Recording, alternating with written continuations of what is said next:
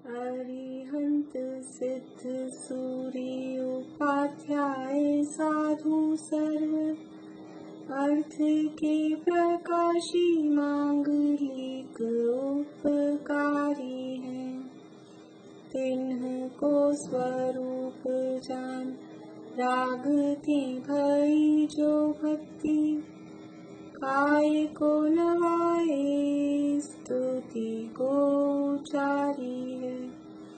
धन्य धन्य ते नहीं ते काज सब आज भई कर जोर बार बार वंदना हमारी है। मंगल कल्याण सुख ऐसो हम चाहत हैं। हो मेरी ऐसी दशा जैसी तुम धारी है। हो मेरी ऐसी दशा जैसी तुम धारी है। मंगलमय मंगल करण वीत राग विज्ञान नमो ताहि जाते भई अरहंतादि महान। करि मंगल करि हो महा ग्रंथ करण को काज जाते मिले समाज सब पावे निज पद राज। इस भव तरु का मूल एक जानहु मिथ्या भाव ताको करि निर्मूल अब करिए मोक्ष उपाय। करिए मोक्ष उपाय।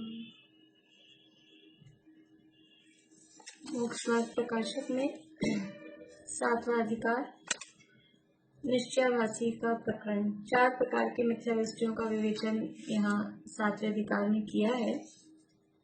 कौन कौन से 4 प्रकार की मिथ्या दृष्टि हैं? बोले संतान की।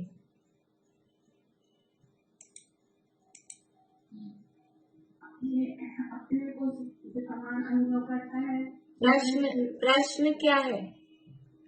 4 प्रकार की मिथ्या दृष्टि कौन से हैं? अच्छी व्यवहाराभासी, उपव्यवहासी, निश्चयाभासी, व्यवहाराभासी, उपव्यवहासी और मिथ्या दृष्टि के सन्मुख। मिथ्या दृष्टि की नहीं, सम्यक के सन्मुख मिथ्या दृष्टि। हाँ, बढ़िया। 4 प्रकार की मिथ्या दृष्टियों का वर्णन यहाँ 7वें अधिकार में किया। निश्चयाभासी, व्यवहाराभासी, उभयाभासी और सम्यक के सन्मुख मिथ्या दृष्टि।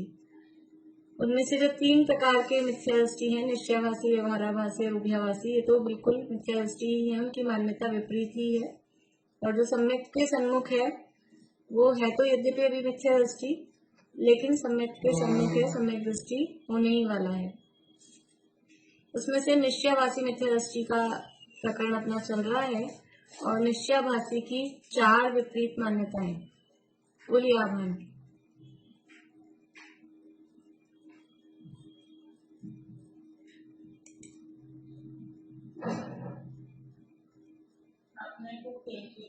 अपने को केवल ज्ञान का सद्भाव मानता है। अपने को वर्तमान में सिद्ध समान मानता है। मोह राग द्वेष से रहित मानता है। कर्म और मोह से अबंध मानता है। हाँ, बढ़िया। ये 4 मान्यताएं मिथ्या दृष्टि जीव की, निश्चयाभासी मिथ्या दृष्टि जीव की कही हैं। उसकी स्वच्छंद प्रवृत्ति किस प्रकार की होती है? निश्चयाभासी की स्वच्छंद प्रवृत्ति, उसके बिंदु मृदुला जी आप बताएंगे?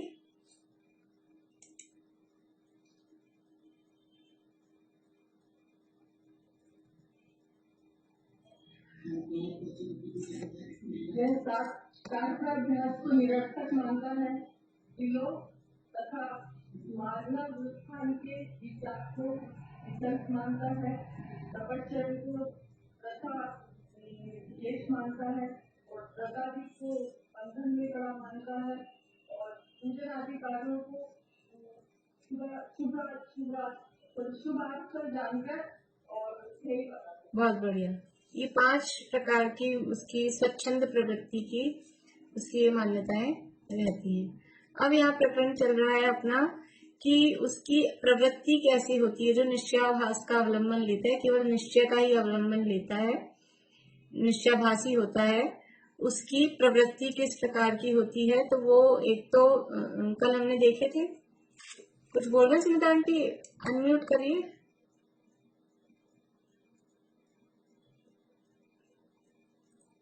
अनम्यूट करके बोलिए। हाँ, नहीं पूछा नहीं, अब तो बस मुझे लगा आप कुछ कह रहे हैं, ऐसा लगा। ठीक है, तो किस तरह का वो विचार करता है कि मैं तो सर्व कर्मोपाधि से निरपेक्ष हूँ, कर्मों से रहित हूँ। निरपेक्ष मतलब कर्मों से रहित हूँ, ऐसा विचार करके और ऐसे बस विचार करता है और समझता है कि मैं तो ज्ञानी हूँ, कर्मों से रहित हूँ। मात्र विचारों में ही वो अपनी इस तरह की अवस्था रखता है, अपने को ज्ञानी मानता है। फिर दूसरी बात कि अपने को ज्ञानी मानता है और ज्ञानी के तो आश्रय बंद होते ही नहीं है, इसलिए हम कुछ भी करेंगे हम तो ज्ञानी है और हमारे आश्रय बंद होगा नहीं, यह सोचकर विषयों में स्वच्छंद रूप से प्रवृत्ति करता है। तो उसका जवाब क्या दिया कि ऐसा नहीं होता। यदि वो ज्ञानी है तो ज्ञानी के तो वैराग्य साथ में होता है, और जिसके वैराग्य होता है उसके विषयों में प्रवृत्ति कदाचित होती भी है तो भी स्वच्छंद प्रवृत्ति नहीं होती। विषयों में प्रवृत्ति दिखाई देती है बाहर से, लेकिन वो उसकी सुख बुद्धि पूर्वक, विषयों में आसक्ति पूर्वक उसकी वैसी प्रवृत्ति नहीं होती। फिर यहाँ समय सार के कलश का यहाँ उदाहरण के रूप में प्रस्तुत किया कि सम्यक ये किस तरह से मानता है।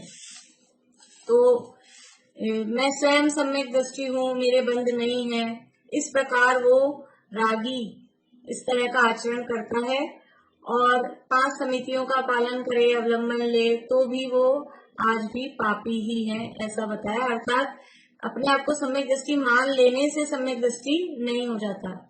तो यहाँ जो कहा था, यह दोनों आत्मा अनात्मा के ज्ञान रहित पने से सम्यक तो रहित ही हैं।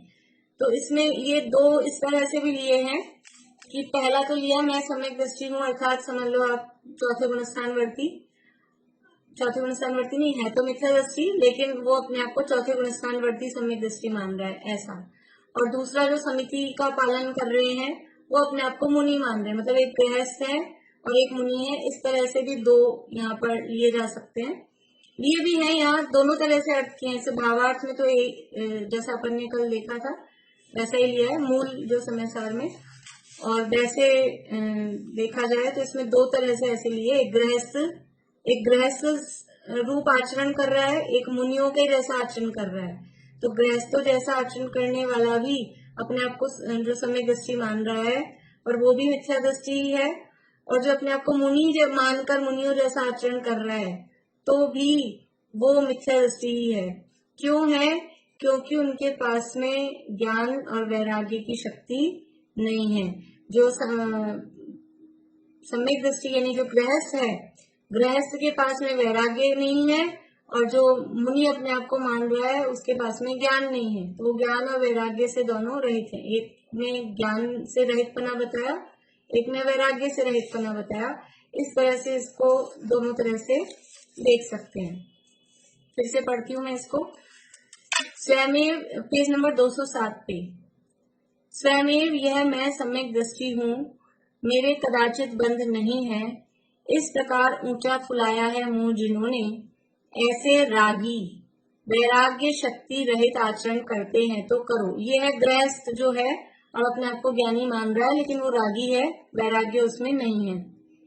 तथा 5 समिति की सावधानी का अवलंबन लेते हैं तो लो, परंतु वे ज्ञान शक्ति बिना आज भी पापी ही हैं। तो जो बाहर में मुनि वेशधारी है, लेकिन मुनि वेशधारी है तो वैराग्य दिख रहा है, असली तो वो भी नहीं है। वैराग्य भले ही उसका दिख रहा है, परंतु उसके ज्ञान शक्ति नहीं है। और ज्ञान और वैराग्य दोनों की मैत्री होती है, दोनों साथ में होते हैं। जहाँ वैराग्य है वहाँ ज्ञान भी है, जहाँ ज्ञान है वहाँ वैराग्य भी है। अकेले एक होता ही नहीं है, क्योंकि सम्यक दृष्टि जीवों के नियम से, पिछला जो दिया था कलश, सम्यक दृष्टि जीवों के नियम से ज्ञान और वैराग्य की शक्ति होती है। इसलिए ये तो आज भी पापी ही है, भले ही वो बाहर में अपने आप को सम्यक दृष्टि मान रहा है या अपने आप को मुनि मान रहा है, लेकिन वो पापी ही है। मैं इसके लिए आपको थोड़ा सा यहाँ से भावार्थ पढ़ के सुनाना चाह रही हूँ पंडित जयचंद जी छाबड़ा का। जिन लोगों के पास में समयसार अनुशीलन है भाग 3, तो निकाल सकते हैं पेज नंबर 174 पे, समयसार अनुशीलन भाग 3 में। नहीं तो फिर आप लोग सुनिए, मैं इसमें डाउनलोड नहीं कर पाई, नहीं तो मैं शेयर कर देती। या पुराना वाला समयसार हो अगर आप लोगों के पास में, जो सोनगढ़ से छपा था, तो उसमें भी मिल जाएगा। उसमें 137 नंबर का जो कलश है उसके बाद में ये भावार्थ पंडित जयचंद जी छाबड़ा का। देखिए मतलब काफी बड़ा डिटेल में उन्होंने भावार्थ लिखा है, ये अपन ने पढ़ ही लिया है इसका अर्थ। अभी देखिए आगे पंडित जयचंद जी छाबड़ा भावार्थ में उक्त कलश के भाव को विस्तार से स्पष्ट करते हैं, जो इस प्रकार है। पर द्रव्य के प्रति राग होने पर भी जो जीव यह मानता है कि मैं सम्यक दृष्टि हूँ, मुझे बंध नहीं होता, उसे सम्यक तो कैसा। पर द्रव्य के प्रति राग है, राग है का मतलब यहाँ पर वो राग है वो मोह वाला ही, मोह सहित, आसक्ति सहित जो राग है उसे राग समझना। पर द्रव्य के प्रति राग होने पर भी, वरना तो राग तो दिखाई देता है, चारित्र मोह वाले राग की बात नहीं है यहाँ, दर्शन मोह अनंतानुबंधी सहित वाले राग की बात समझना। पर द्रव्य के प्रति राग होने पर भी जो जीव यह मानता है कि मैं सम्यक दृष्टि हूँ, मुझे बंध नहीं होता, उसे सम्यक तो कैसा। जब उसे परद्रव्यों में राग है फिर सम्यक कैसे हो सकता है।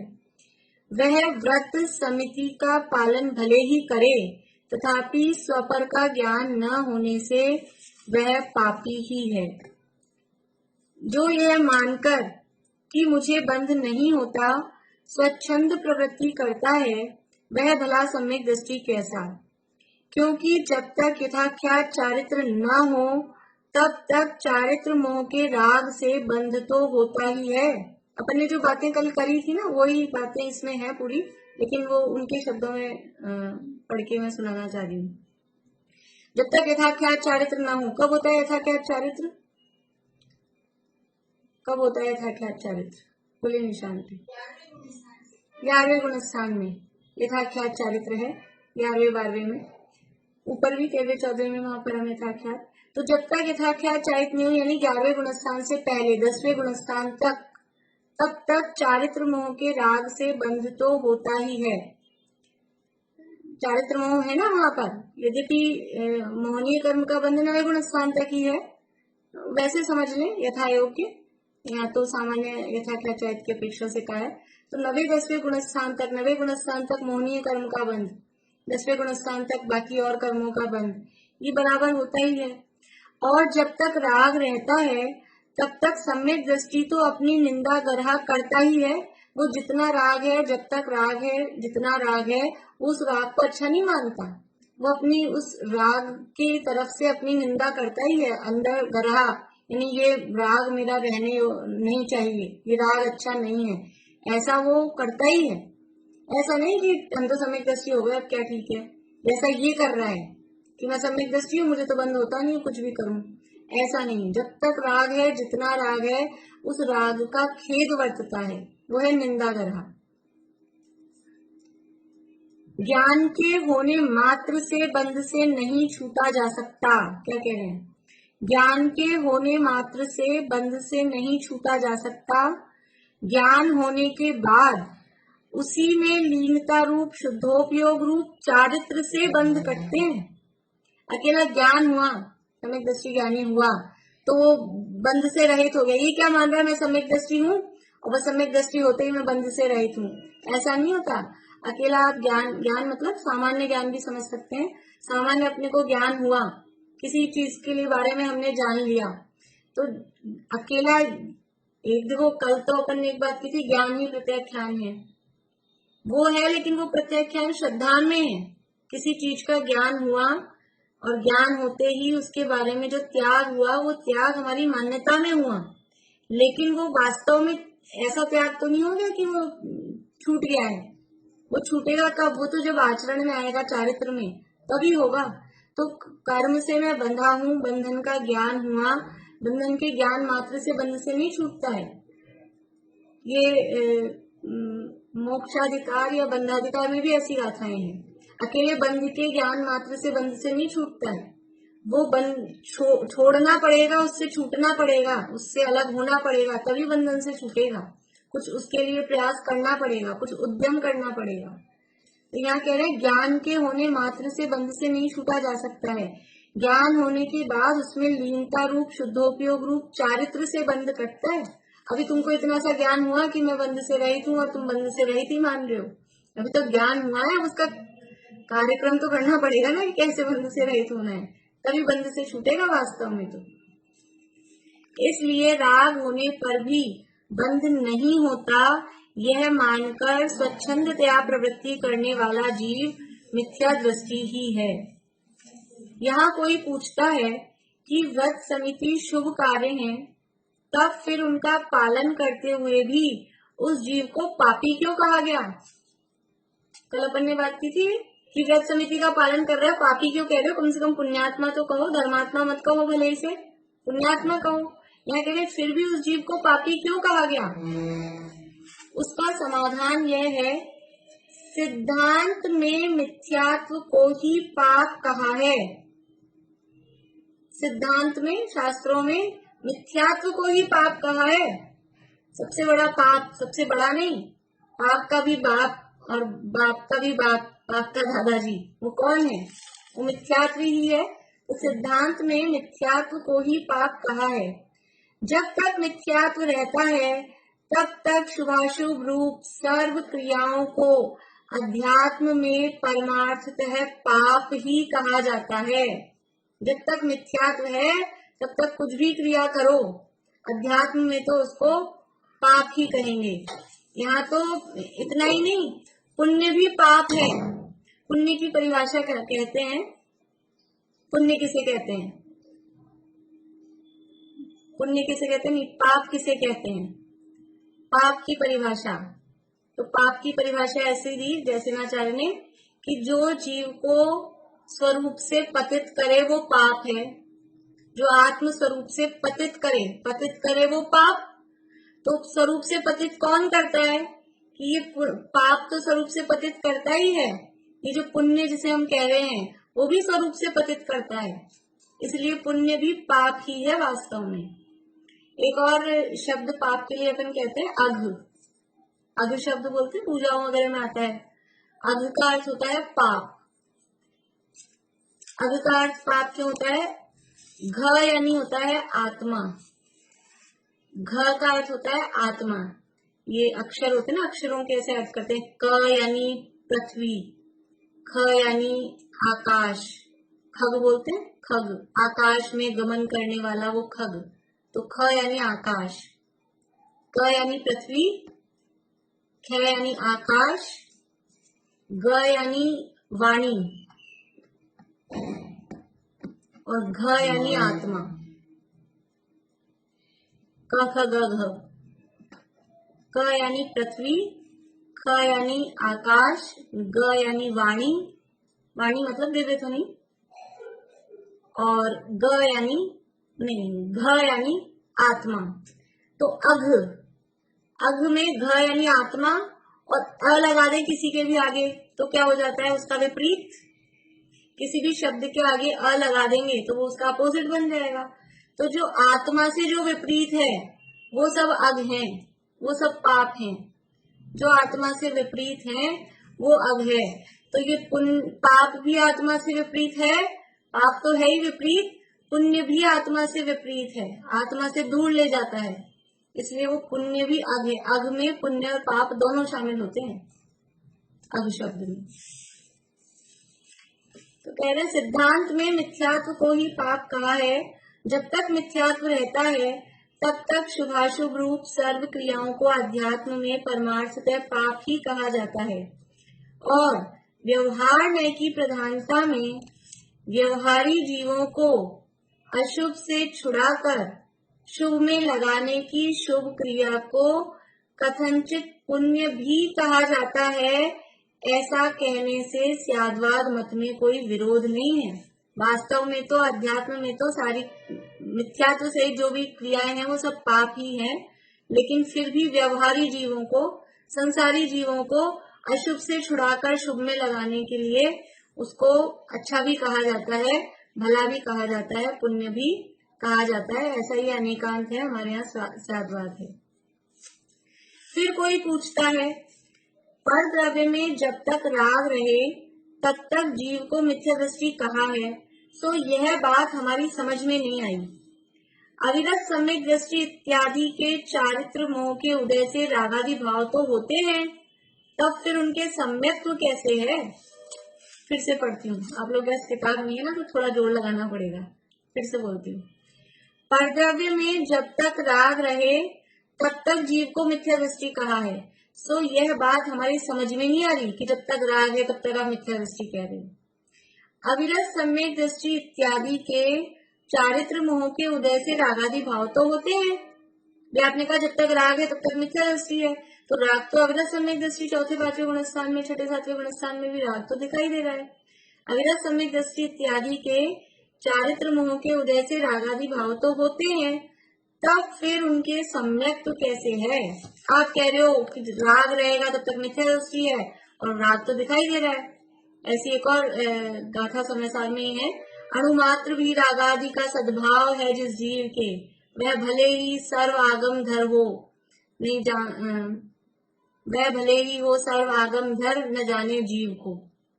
ऐसा कि अणुमात्र भी राग का सद्भाव है। आप कभी तो कह रहे हो कि सम्यक दृष्टि के भी राग रहता है, इतना सारा 96,000। अभी इसी में मोक्षम प्रकाशक में अगला प्रश्न यही है कि वो 96,000 शादियां करता हुआ दिखाई दे रहा है और आप कह रहे अणुमात्र भी राग है। तो वो अणुमात्र भी राग का मतलब क्या? राग होना वो बुरी बात नहीं है, लेकिन राग का राग, ये राग अच्छा है, ये राग भला है, ये राग तो होना ही चाहिए। यह राग का राग, वो है मिथ्यात्व सहित राग। देखिए वही जवाब यहाँ दे रहे हैं। उसका समाधान यह है, यहाँ मिथ्यात्व सहित अनंतानुबंधी राग प्रधानता से कहा है। मिथ्यात्व सहित अनंतानुबंधी राग है ना, उसको राग कहते हैं, बाकी राग को हम राग ही नहीं कहते। ये अपेक्षाएं हैं कहने की। जैसे सम्यक दृष्टि को कहते हैं निर्बंध, क्योंकि वो मिथ्यात्व सहित जो बंध है वही बंध कह रहे हैं। तो ऐसे ही जो चारित्र मोह के राग को राग कह ही नहीं रहे, यहाँ तो दर्शन मोह और अनंतानुबंधी जन्य जो राग है उसकी बात कहा है। यहाँ मिथ्यात्व सहित अनंतानुबंधी राग प्रधानता से कहा है, जिसे ऐसा राग होता है, अर्थात जिसे परद्रव्य में तथा परद्रव्य से होने वाले भाव में, परद्रव्य में और परद्रव्य से जो भाव हो रहे हैं अपने को मोह राग द्वेष के, उस भाव में आत्मबुद्धि पूर्वक प्रीति अप्रीति होती है, उसे स्वपर का ज्ञान श्रद्धा नहीं है, भेद विज्ञान नहीं है, ऐसा समझना चाहिए। जिसे परद्रव्य में और परद्रव्य से होने वाले भावों में ये मैं हूँ, ये मेरे हैं, इसमें अच्छा बुरे की कल्पना, इसमें जो राग द्वेष है वो जीव भेद विज्ञानी नहीं है, यानी वो मिथ्या दृष्टि है, वो सम्यक दृष्टि नहीं हो सकता। जो सम्यक दृष्टि है उसे राग है, राग होने पर भी वो राग मेरा है या राग अच्छा है या ये राग बुरा है, ऐसे वो राग में इष्ट अनिष्ट की कल्पना उसको नहीं होती। पर पदार्थ में इष्ट अनिष्ट की कल्पना वो मिथ्यात्व है। जिसे पर पदार्थ में इष्ट अनिष्ट की कल्पना है वो मिथ्या दृष्टि है। ये रागादि भावों में भी तो रागादि भाव दूर करने योग्य है वो बात अलग है, लेकिन इससे मेरा भला बुरा होता है ऐसी जो मान्यता है वो इष्ट अनिष्ट की कल्पना, वो मिथ्यात्व है। तो परद्रव्य में, परद्रव्य के भावों में जो इष्ट अनिष्ट की कल्पना है वो मिथ्या दृष्टि है, ऐसा समझना। देखो थोड़ा और है, दो ढाई पेज का भावार्थ लिखा है इस एक कलश पे जयचंद जी सावरा साहब ने। देखिए, जो जीव मुनिपद लेकर व्रत समिति का पालन करे तथापि जब तक परजीवों की रक्षा तथा शरीर संबंधी यत्न पूर्वक प्रवृत्ति करना इत्यादि परद्रव्य की क्रिया से और परद्रव्य के निमित्त से होने वाले अपने शुभ भावों से अपनी मुक्ति मानता है और पर जीवों का घात होना तथा अयत्नाचार रूप से प्रवृत्ति करना इत्यादि परद्रव्य की क्रिया से और परद्रव्य के निमित्त से होने वाले अपने अशुभ भावों से ही अपना बंध होना मानता है, तब तक यह जानना चाहिए कि उसे स्वपर का ज्ञान नहीं हुआ। क्या मान रहा है कि मैं समिति पालन करे, इसमें था जो समिति पालंबे महाव्रत आचरे, तो जो समितियों का पालन कर रहा है और समितियों के पालन करने से ये अपने शरीर की क्रिया से मैं परजीवों की रक्षा करता हूँ और ये मैं परजीवों की रक्षा कर रहा हूँ, इससे ही मुझे मुक्ति होगी। ये जो शुभ भाव है ना, इस शुभ भाव से मुक्ति मान रहा है, क्योंकि ये शुभ भाव है परजीवों की रक्षा करने का भाव, ये मुक्ति का कारण नहीं है, लेकिन वो ऐसा परजीवों की रक्षा रूप शुभ भाव से ही मुक्ति मानता है और परजीवों की घात हो रहा है, बाहर में हिंसा हो रही है, बिना देखे जो प्रवृत्ति हो रही है, ऐसी क्रिया से मेरे बंध है। जीवों की रक्षा करने से मुझे मोक्ष है और जीवों की हिंसा होने से मुझे बंध है। ऐसे पर द्रव्य के आधार से अपना बंध मोक्ष मान रहा है, जबकि क्या कह रहा है, जबकि बंध मोक्ष अपने अशुद्ध तथा शुद्ध भावों से ही होता है। शुभ अशुभ भाव तो बंध के ही कारण थे। वही जो भूल है ना पुण्य पाप के संबंध में, कि दोनों ही शूद्रा के पुत्र थे, दोनों ही कर्म थे, लेकिन उसमें से एक को अच्छा और एक को बुरा मान लिया, उसी में से एक को कर्म और एक को धर्म मान लिया, जबकि दोनों ही कर्म है, दोनों ही बंध के कारण है, दोनों ही आश्रव है, लेकिन उसने शुभ भाव को अपना मोक्ष का कारण और अशुभ भाव को बंध का कारण मान लिया, जबकि दोनों ही बंध के कारण है। मोक्ष का कारण तो अपना शुद्ध भाव, इन दोनों से रहित शुद्धोपयोग रूप जो शुद्ध भाव है वो है। इसमें उसने विपर्य रूप मान लिया, यानी विपरीत मान लिया। इस प्रकार जब तक जीव परद्रव्य से ही भला बुरा मानकर राग द्वेष करता है, तब तक वह सम्यक दृष्टि नहीं है। जब तक ये परद्रव्य से भला बुरा मानता है और राग द्वेष करता है, तब तक वो सम्यक दृष्टि नहीं है।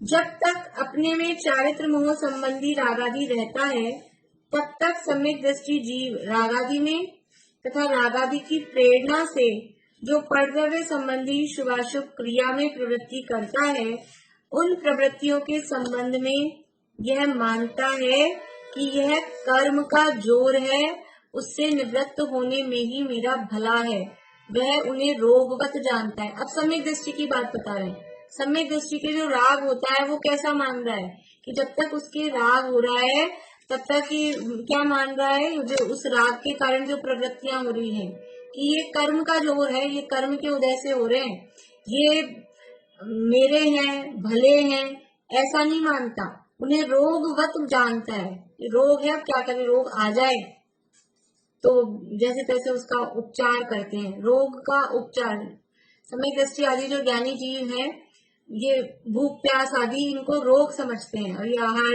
आदि भोजन आदि की क्रियाओं को रोग का उपचार मानते हैं। विषय भोग की भी जो क्रियाएं हैं उसको रोग का उपचार मानते हैं, उनमें उपादेय बुद्धि उनको नहीं होती। मेरे में हो रहे, जैसे रोग है वो अपने में होने पर भी वो अपना नहीं है, मेरे में हुआ लेकिन मेरा नहीं है, ऐसे ही ये रागादि भाव मेरे में हो रहे हैं लेकिन ये मेरे नहीं है। पीड़ा सहन नहीं होती, इसलिए रोग का इलाज करने में प्रवृत्त होता है, तथापि उसके प्रति उसका राग नहीं कहा जा सकता, क्योंकि जिसे वह रोग मानता है उसके प्रति राग कैसा, जिसे रोग मान रहा है उसके प्रति राग नहीं। कोई भी व्यक्ति ऐसा नहीं मानता है कि कोई रोग है तो दवाई लेने में मतलब दवाइयां लेने में पूरा अलर्ट रहे, पूरा इंटरेस्ट से दवाइयां लेता हुआ दिखाई दे, लेकिन फिर भी कोई ये नहीं चाहता है कि हमको दवाइयां लेनी पड़े। अंदर से किसी भी व्यक्ति की ये मान्यता नहीं होती। ऐसे ही सम्यक दृष्टि जीव विषय भोगों में प्रवृत्ति करता है, वो दवाइयां लेने के समान, वो रोग का उपचार करने के समान है। अंदर से वो उन्हें भला नहीं मानता।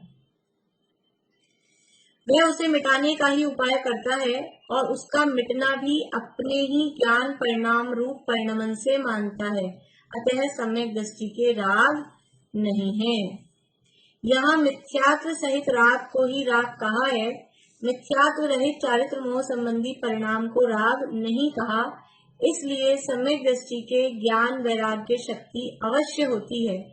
सम्यक दृष्टि के मिथ्यात्व सहित राग नहीं होता, और जिसके मिथ्यात्व सहित राग हो वह सम्यक दृष्टि नहीं है। ऐसे मिथ्या दृष्टि और सम्यक दृष्टि के भावों के अंतर को सम्यक दृष्टि ही जानता है। मिथ्या दृष्टि को क्या पता लगता है, वो तो विपरीत मान्यता में ही बैठा है।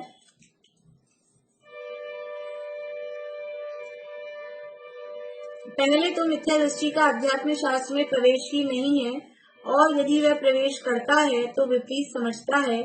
व्यवहार को छोड़कर, देखिए यहाँ पर ये इन्होंने लिखा है, मिथ्या दृष्टि है वो ऐसे अध्यात्म की बात समझता ही नहीं है। यदि वो अध्यात्म पढ़ता भी है तो क्या करता है, विपरीत समझता है। क्या विपरीत समझता है? व्यवहार को सर्वथा छोड़कर भ्रष्ट होता है। मतलब क्या हो जाता है, अध्यात्म शास्त्र पढ़ा और उसका भाव नहीं समझा तो व्यवहार को छोड़कर भ्रष्ट होता है, निश्चयवासी होता है। व्यवहार को सर्वथा छोड़ देता है तो भ्रष्ट होता है, तो निश्चयवासी हो जाता है। अथवा निश्चय को भली भांति जाने बिना व्यवहार से ही मोक्ष मानता है, वो व्यवहाराभासी हो जाता है। कोई विरल जीव, यदि कोई विरल जीव यथार्थ स्याद्वाद न्याय से सत्यार्थ को समझ ले तो उसे अवश्य ही सम्यक की प्राप्ति होती है। यथार्थ स्याद्वाद, ये जो नए है ना, नए क्या है, स्याद्वाद ही तो है। स्याद्वाद पद्धति में, अनेकांत पद्धति में तो नए बताए जाते हैं। स्याद्वाद का मतलब ही क्या है कि नयों की अपेक्षा, नयों की तरफ से कथन करना। कथनचित ऐसा, कथनचित, कथनचित मतलब किसी नए से किसी अपेक्षा से ऐसा है, किसी नए से किसी अपेक्षा से ऐसा है। तो ये बराबर समझ लें स्याद्वाद न्याय को, तो अवश्य ही सम्यक की प्राप्ति होती है। इसलिए नयों का यथार्थ ज्ञान होना वो अत्यंत आवश्यक है। इस प्रकार जयचंद जी छावड़ा के भावार्थ में बहुत उन्होंने स्पष्ट किया है। गुरुदेव श्री का भी बहुत अच्छा है। गुरुदेव श्री ने कैसे उदाहरण दिया है, जैसे कोई काला नाग देखकर भागता है, उसी तरह ज्ञानी भोग के भावों से दूर भागते हैं। वो भोग करना नहीं चाहते, काला नाग समझते हैं भोग के भावों को, लेकिन मजबूरी है, क्या करें। बोलिए ज्योति जी।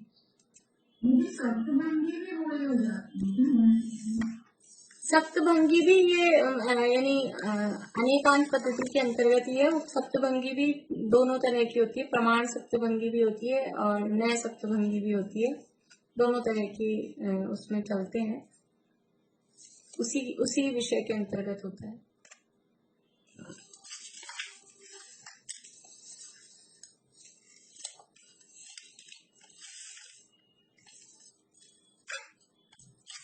इसमें अब अपने पास ज्यादा टाइम नहीं, नया विषय नहीं शुरू कर रहे। इसी विषय में जो बनारसी दास जी का छंद है वो और आपको पढ़ के सुना देती हूँ, वो भी बहुत अच्छा है।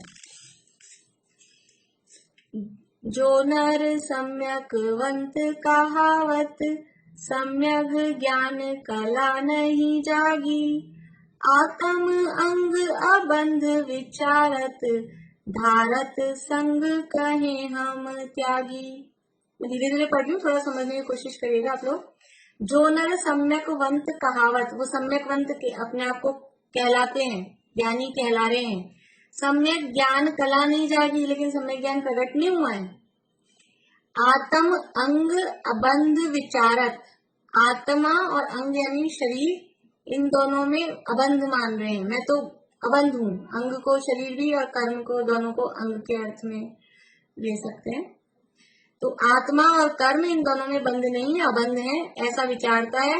धारत संग, संग यानी परिग्रह, परिग्रह धारण करते हुए भी क्या कहता है, कहे हम त्यागी, हम तो त्यागी हैं। परिग्रह सहित है फिर भी कह रहा है हम तो त्यागी हैं। भेष धरे मुनिराज पट्टंतर, अंतर मोह महानल दागी, सुन्न हिये करतूति करे पर, 160 जीव न होय विरागी। वेश धरे मुनिराज पटंतर, पटंतर मतलब वस्त्र छोड़कर मुनिराज का वेश धर लिया। अंतर मोह महानल दागी, अंदर मोह रूपी महाअनल महाअग्नि दागी, दाग देते गोलियां दाग दी, वो अंदर वो जल रही है मोह की अग्नि। बाहर से वस्त्र छोड़ के मुनि बन गए, लेकिन अंदर मोह की महाअग्नि वो जल रही है। सुन्न हिये करतूति करे, वो सारी क्रियाएं करे, मुनि बन गया ना, तो महाव्रतों की समितियों की सारी क्रिया कर रहे हैं। कैसे कर रहे हैं? शून्य हिये, किससे शून्य है? जीरो है अंदर, सम्यक दर्शन सम्यक ज्ञान है ही नहीं, सम्यक चारित्र भी नहीं है, उन सबसे जीरो है। ऐसे शून्य हिये, शून्य मतलब शून्य, उनसे रहित। करतूति करे पर 160 जीव न होय विरागी। 160 यानी मूर्ख, शठ बोलते, शठ यानी मूर्ख, वो मूर्ख है, वैरागी नहीं है। बाहर में अपने आप को दिखा रहा है मैं वैरागी हूँ, लेकिन वो जीव मूर्ख है, वैरागी नहीं है। ग्रंथ रचे चर्चे शुभ पंथ, लखे जग में व्यवहार सुपत्ता। ग्रंथ रच रहा है, चर्चे शुभ पंथ, शुभ बहुत ऐसे शुभाचरण की बातें कर रहा है, शुभ क्रियाओं की बातें कर रहा है। और लखे जग में व्यवहार सुपत्ता, और व्यवहार धर्म को लखे यानी जानते हैं, सुपत्ता यानी बहुत बढ़िया तरीके से, बहुत अच्छी तरह से व्यवहार का जो मार्ग है उसको बहुत अच्छी तरह जानते हैं। साधि संतोष आराध्य निरंजन, संतोष धारण कर रखा है, और निरंजन ऐसे आत्मा को की आराधना कर रहे हैं। देह सुसीख न लेई अदत्ता, दूसरों को बहुत सुसीख अच्छी शिक्षाएं देते हैं। देही सुसीख न लेई अदत्ता, बिना दिए कुछ भी ग्रहण नहीं करते, बिल्कुल भी। अदत्ता दानम स्तेयम, इसलिए बिना दिए कुछ ग्रहण नहीं करते। नंग धड़ंग फिरे तजी संग, नंग धड़ंग मुनि होकर, तजी संग परिग्रह छोड़कर नंग धड़ंग फिर रहे हैं। छके सर्वंग मुधा रस मत्ता, लेकिन सर्वांग से, सर्वांग मतलब पूरा उनका जो आत्मा है, सर्वांग मतलब शरीर नहीं, अंदर से पूरा आत्मा, मुधा रस मत्ता, मुधा मुधा यानी मूढ़ता से, मूढ़ता के रस में मत्त हो रहे हैं, मतलब मिथ्यात्व से तो अंदर से पूरे मत्त हैं। छके, छके समझते, भरे हुए हैं पूरे। बाहर में नंग दरंग फिर रहे हैं, मुनि बन गए हैं, लेकिन अंदर में मिथ्यात्व से छके हुए हैं, मिथ्यात्व से भरे हुए हैं। एक करतूति करे 60 पे, समुझे न अनात्म आत्म सत्ता, ये करतूति कर रहे हैं लेकिन मूर्ख हैं, आत्मा की और अनात्मा की सत्ता को नहीं। ये जो अपने शब्द आया था ना, यह दोनों आत्मा अनात्मा के ज्ञान रहित पने से सम्यक रहित ही है। इसी छंद का भाव है ये, इसमें आत्मा और अनात्मा को नहीं जानते, भेद विज्ञान नहीं है। ध्यान धरे करे इंद्रिय निग्रह, ध्यान धर रहे हैं, इंद्रियों का निग्रह, पंचेंद्रिय विषयों से रहित हो रहे हैं। विग्रह सोन गने निज नत्ता, विग्रह यानी शरीर, शरीर से निज नत्ता यानी नाता, शरीर से अपना कोई नाता नहीं मान रहे। देखो कैसी स्थिति है, मतलब अपने अगर से लगता है ना कि यही तो है, सच तो है बात, लेकिन ये केवल विकल्पात्मक रूप में विचारों में चल रहा है केवल। विग्रह सो न गणे निज नत्ता, त्याग विभूति विभूति मड़े तन, जोग गहे भव भोग विरक्ता। त्याग विभूति, बाहर का वैभव त्याग दिया। विभूति मड़े तन, विभूति मतलब भूति, भस्म, तन पे भस्म लगा ली। जगत विभूति के दो अर्थ, एक तो विभूति यानी वैभव, और एक विभूति मतलब भूति, भूति यानी भस्म को बोलते हैं भूति, तो वो भस्म को विभूति कहा है यहाँ। राख शरीर पे लगा ली। जोग गए, योग धारण कर लिया, और भव भोग, संसार के भोगों से विरक्त हो गए हैं। मौन रहे लही मंद कषाय, मौन रहते हैं, मंद कषाय से रहते हैं। सहे बद बंधन न होय न तत्ता, कोई बांध रहा है, कोई मार रहा है, वो सहन कर रहे हैं ना। वही तत्ता, तत्ता नहीं, ताते नहीं होते, गर्म नहीं होते, क्रोध नहीं कर रहे। द्रव्यलिंगी की जो बात करते हैं ना कि चमड़ी उधेड़ के कोई नमक मिर्च भी डाले तो भी उसकी आंख भी लाल नहीं होती है, ऐसा। एक करतूत ही करे 60, ये सब क्रियाएं कर रहे हैं लेकिन क्या है, मूर्खी हैं। समुझे न अनात्म आत्म सत्ता, वो अपनी आत्मा और अनात्मा, शरीर यानी जीव और अजीव, जीव और पुद्गल का ऐसा भेद ज्ञान नहीं जानते हैं।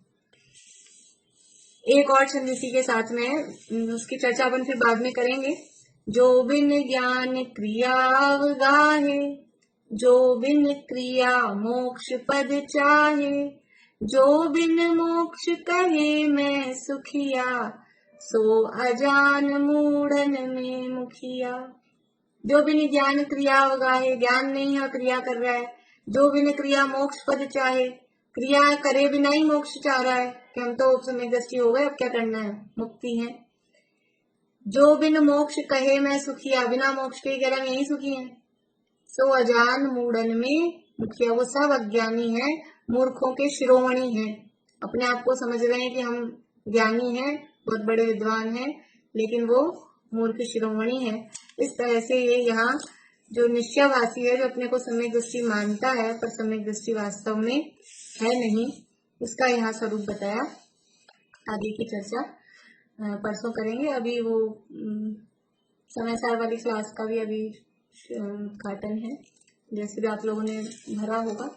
अगर किसी ने फॉर्म नहीं भी भरा है और ऐसा लगता है नहीं भरे, तो भी वो आलम पाठशाला वाला जो यूट्यूब चैनल है उसमें लिंक आई है, वहां से भी देख सकते हैं। कभी मिस भी हो, जो भी हो, बराबर ज्वाइन करें जो।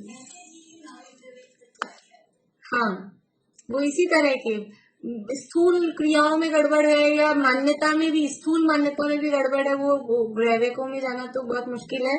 वो तो भवन त्रिक में भी चले जाए तो बहुत है। ये जैसे कह रहे हैं, मान रहे हैं ऐसा अपने आप को, ध्यान धर रहा है, संतोष धारण कर रहा है और अपनी आत्मा का ध्यान करने जैसी बाहर में क्रियाएं सारी चल रही है, और वो बारीक भूल रह जाती है अंदर, जो वो दोपाड़ा करना था ना, जहाँ वो प्रज्ञा चीनी डालनी थी, वो नहीं डल पाई, बस खाली विकल्प विकल्प विचारों में चलता रहा। ऐसे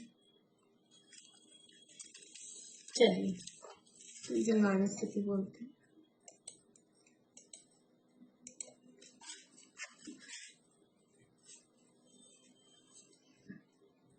हे धर्म जिन सद धर्म माय सत धर्म के आधार हो, भव भूमि का परित्याग कर जिन भव जलधि के पार हो। आराधना आराध कर आराधना के सार हो, धर्मात्मा परमात्मा तुम धर्म के अवतार।